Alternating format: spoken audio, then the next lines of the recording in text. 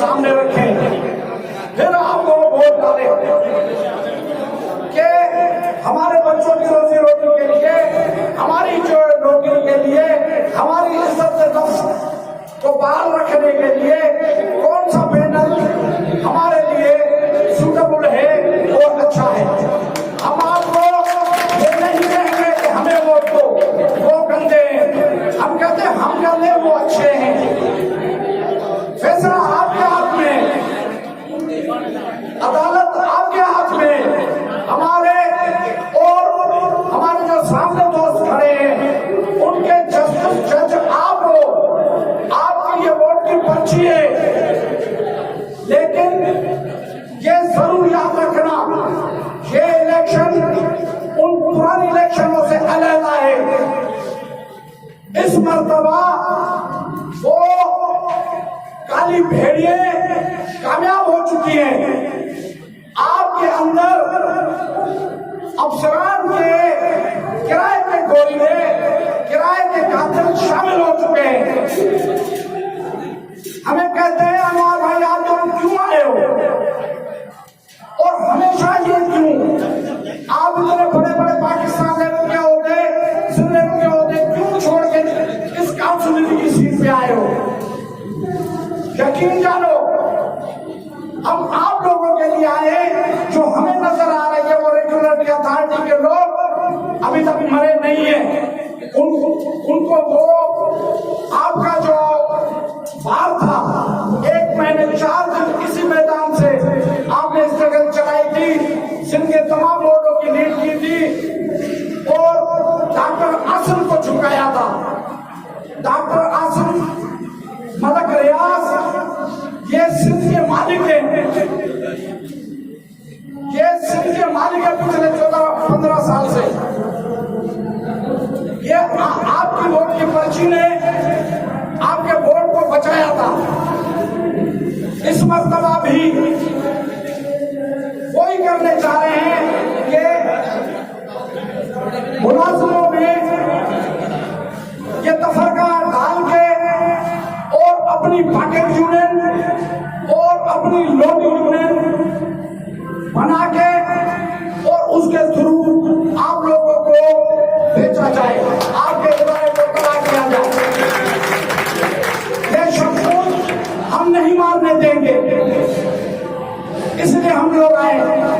इनकी अखलाकियात तो ये है, कल हमारा प्रोग्राम था लेकिन इन्होंने प्रोग्राम किया, अनवर भाई आया और उसने बोला कोई मसला नहीं है, आम एम्प्लॉइज बेचारे को तकलीफ नहीं हो, अपन इधर खींचेंगे वो उधर खींचे, वो डबल माइंडेड होंगे।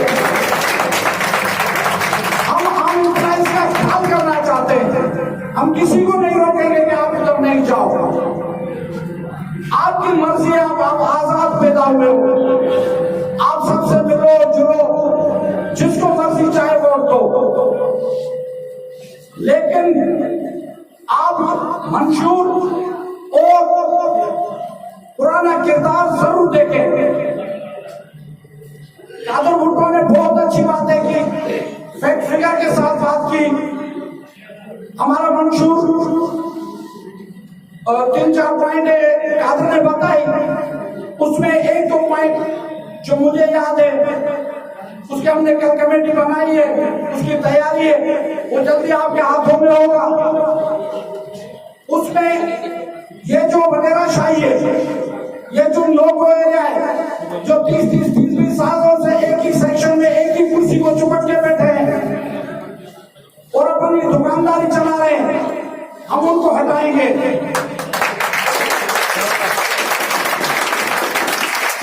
और जो मुलाजिम दुश्मन ऑफिसर है, ऑफिसर उसमें भी फर्क है। कुछ ऑफिसर मुलाजिम हमदर्द है, इदारे की भलाई के लिए है। कुछ अफसर मुलाजिम दुश्मन है, मुलाजिमों को अपना जाती हारी समझते हैं, उनका रवैया वडेराना होता है।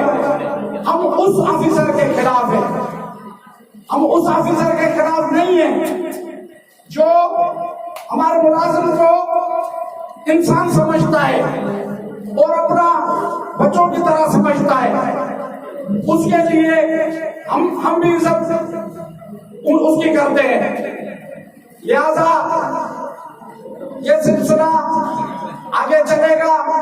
अभी तक उनके पास पौधे पूरे नहीं हो रहे हैं। पहले तो उन्होंने एप्लीकेशन दी, हमने थोड़ा टाइम दिया, अरे फॉर्म जमा कराए, फिर अशरफ होते ने कोई पौधे ज्यादा बना दिए, तो उसपे उन्होंने अभी बोला है कि नहीं, पौधे हमारे पास इतने पौधेदार नहीं हो रहे। तो अनवर भाई को मैंने कहा यार 2-4 अपने पास वैसे ज्यादा हैं, तो 2-4 उनको दे देते।